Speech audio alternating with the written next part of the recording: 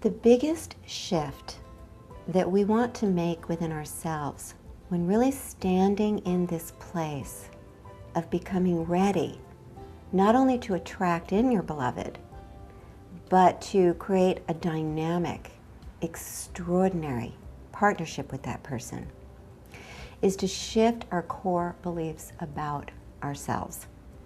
This is the biggest one because life is really getting generated inside of where we're centered around these beliefs about self.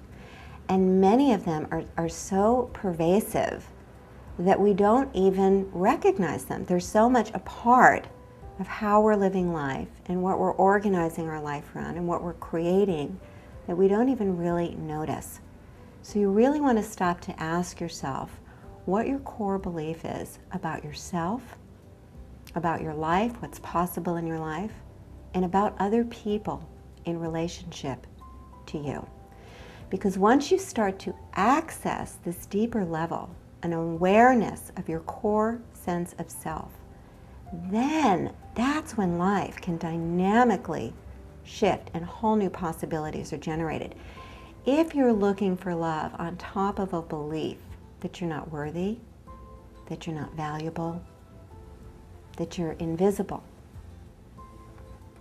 that other people don't care really about your needs, that you don't really matter to other people, that what you need, what you feel is not important to others, or that life is not really on your side, or life is setting other people up to win and have what they want, but not you, that you can never have what you want, that life will always disappoint you.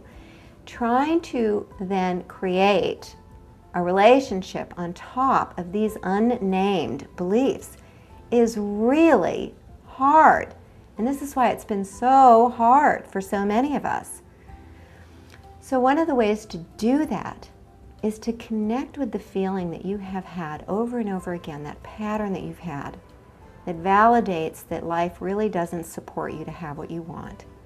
The chronic disappointment of the failed relationships, and just notice where you feel it in your body. And just go into that feeling. Actually close your eyes, go into that feeling, and try and give it a name. If it had an I am, what's the name? If it had a name that you could name it, what others are in relationship to you. Others are what? Life is what? And just notice, and then ask yourself, how old is this part of me?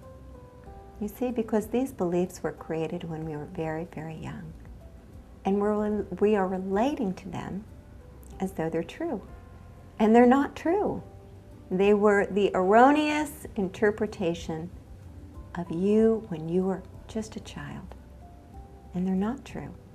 And from your adult self, you can mentor that part of you into a more true perspective, who you really are, what's really true about other people, and what's really possible in your life when you take a stand and make a commitment to generate life from there. And that's how we become free to create what it is that we're truly desiring.